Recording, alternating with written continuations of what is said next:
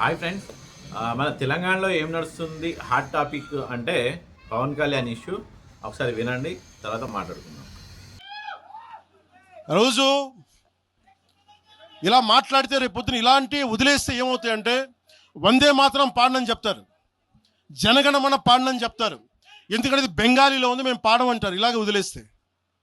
ఒకసారి ఈ ప్రాంతీయత అనే భావం కనుక ఎక్కువైపోయి జాతీయ సమగ్రతకి విభేదం కలిగితే విన్నారు కదా, పవన్ కళ్యాణ్ అంటాడు వీళ్ళు ప్రాంతీయవాదాన్ని వీళ్ళని విడిచిపెడితే వందే మాత్రం జనగణ ఏదేదో అనేసి అంటాడు. ఇక్కడ ఒకటి చెప్పదలుచుకున్న, పవన్ కళ్యాణ్ అంటే హీరోగా సూపర్ డూపర్, ఆయన అంటే ఇట్లా కోసుకుంటాం, ఆయన అంటే చాలా ఇష్టం కాదనట్లా. కానీ అతన్ని ఇప్పుడు ఒక రాజకీయ నాయకుడిగా చూసి నేను ఈ వీడియో చేస్తున్నా. ఎందుకంటే తనకు రాజకీయంగా ఏం అవసరమో తెలంగాణలో ఆయన అదే టాపిక్లో అదే విషయంలో ఆయన ముందుకు వెళ్తూ ఉంటాడు. అలాగే ఆయన వస్తే ఇక్కడ వాళ్ళకి ఏం ఇబ్బందిగా ఉంటుంది కాబట్టి ఇక్కడ వాళ్ళు ఆయన రానియకుండా వాళ్ళు ఏం చేయాలో అవి చేస్తూ ఉంటారు. అంటే నిన్న జూన్ 2 నాడు పవన్ కళ్యాణ్ ఒక సభను తెలంగాణలో పెట్టడానికి ఒక ప్రయత్నం అయితే చేసిండు. తెలంగాణ ప్రభుత్వం అయితే ఆయనను రానివ్వలేదు. ఆయన గతంలో ఏమేమి మాట్లాడినో అవన్నీ వీళ్ళు చెప్పుకుంటూ రెచ్చగొట్టే వ్యాఖ్యలు అయితే జరిగినాయి. ఇంకా ఇక్కడ పొన్నం ప్రభాకర్ పవన్ కళ్యాణ్ మధ్య హాట్ టాపిక్ అయితే జరిగింది. మీ అయ్య జాగిరా మా అయ్య జాగిరా అనుకుంటా అయితే మాట్లాడుకున్నారు. ఎవరిదైనా జాగిరి, కానీ ఇది మన ప్రజల జాగిరి. ఇక్కడ మీ రాజకీయ పబ్బం కోసం అయితే ప్రజల్ని అయితే అమాయకుల్ని చేసి వాళ్ళను పిచ్చోళ్ళు చేయకర్రి. మీ రాజకీయ లబ్ధి కోసం ఇవన్నీ మీరు చూసుకోర్రి. ఇవన్నీ ప్రజలను అయితే ఈ వివాదంలోకి లాగకండి. ఎందుకంటే ఏపీ ప్రజలు తెలంగాణ ప్రజలు హాయిగా కలిసి ఉన్నారు. వాళ్ళ దోస్తాన సూపర్గా ఉన్నది. మధ్యలో మీ దోస్తానే అప్పుడప్పుడు ఖరాబ్ అవుతుంది కాబట్టి మీరు కొట్లాడుకొని మధ్యలో ప్రజల్ని లాగుతారు. ఇలాంటివి ఇక ముందు రాకుండా చూసుకుంటారు అనేసి నేనైతే అనుకుంటాను, సామాన్య ప్రజలు అనుకుంటారు. ఇంకో విషయం ఏంటంటే, ఒకటి కోడి చెరువు అట. ఆ కోడి చెరువులో పవన్ కళ్యాణ్ 10 ఎకరాల భూమిని ఆక్రమించుకున్నాడు అనేసి అంటారు. అది కూడా 12 సంవత్సరాల క్రితము బీఆర్ఎస్ ప్రభుత్వం ఉన్నప్పుడు రిజిస్ట్రేషన్ కూడా జరిగిందనేసి మన తెలుగు రగన్న అయితే బయటికి తీసుకొచ్చింది ఇష్యూని.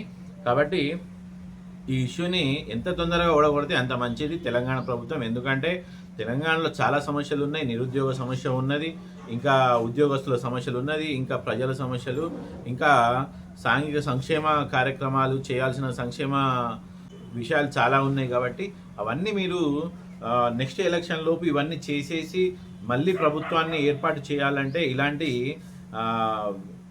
విషయాలను తొందరగా పక్కకు పెట్టి తొందరగా ఓడగొట్టి ఇలాంటి ప్రజల మీద సంక్షేమ కార్యక్రమాలు చేస్తే ఇంకోసారి ప్రభుత్వం ముందుకు వస్తుంది. కాబట్టి ఇప్పుడు ఆ కోడి చెరువులో ఉన్న భూమి పవన్ కళ్యాణ్దా కాదా అనేది మన తెలంగాణ ప్రభుత్వం చేతిలో ఉంది. తొందరగా తేల్చాలి. తేల్చేసి ప్రజా సంక్షేమం విషయంలో ఆల్రెడీ పోతున్నారు, కానీ ఇంకా దృష్టి పెట్టడానికి అవకాశం ఉంటుంది. ఎందుకంటే వీళ్ళ గొడవ వాళ్ళ గొడవ, రేపు నేను రోడ్డు మీదకి వస్తా, అక్కడ తిరుగుతా ఇక్కడ తిరుగుతా అనేసి ఈ గొడవలు, ఆయన వచ్చుడు, వీళ్ళు కొట్లాడు, ఇదే రచ్చ అవుతుంది. ప్రభుత్వం పడిపోయే అవకాశం ఉంటుంది. కాబట్టి ఇలాంటివి జరగకుండా ఉండాలంటే కోడి చెరువు విషయాన్ని తొందరగా ఓడగొట్టి ప్రజా సంక్షేమానికి ముందుకు వెళ్తే బాగుంటుంది అనేసి నేను ఇక్కడ ఒక చిన్న నా ఆలోచన. ఇంకో విషయం ఏంటంటే, పవన్ కళ్యాణ్ విజయ్ మొన్న పక్కన తమిళనాడు విజయ్ ఉన్నాడు కదా, ఆయన 2 సంవత్సరాల సీఎం అయ్యిండు. 14 సంవత్సరాలైనా పవన్ కళ్యాణ్ సీఎం కాలేదు అనేసి చాలామంది ట్రోల్ అయితే చేసారు. పాపం పవన్ కళ్యాణ్ ఏమంటారు, ఆయన వెనకాల ఉన్న వాళ్ళు ఆల్రెడీ ప్రజారాజ్యం పార్టీ ఉన్నప్పుడు ఆయన వెనకాల ఉన్న వాళ్ళను చిరంజీవిని అయితే మొత్తానికి అయితే కాంగ్రెస్లో కలిసేటట్టు చేసిర్రు. ఇప్పుడైతే పవన్ కళ్యాణ్ కూడా అలా జరగకుండా ఆచితూచి అడుగులు వేసుకుంటూ వచ్చే క్రమంలో ఆయనకు చాలా లేట్ అయింది అనేసి నేను అనుకుంటాను. పవన్ కళ్యాణ్ వెంబడి ఎవరైతే ఉన్నారో, తనకు సలహాలు సూచనలు ఎవరైతే ఇస్తారో వాళ్ళను పవన్ కళ్యాణ్ గారు ఒక కంట కనిపెడుతూ అవన్నీ ఏం జరుగుతుంది, వాళ్ళు ఏం చేస్తున్నారు ఏంటిది అనేసి ఒక సభలో మాట్లాడే తరిక ఇంకేదైనా ఉన్నా కానీ ప్రతి ఒక్కటి చూసుకొని ఆయన ముందుకు వచ్చి మాట్లాడి చేస్తే బాగుంటుంది అనేసి అభిప్రాయం అన్నమాట. కాబట్టి అనేది భారతదేశంలో ఎక్కడైనా పోటీ చేసుకోవచ్చు, ఎక్కడైనా తిరగచ్చు, దాని హక్కు ఉంటుంది. కాబట్టి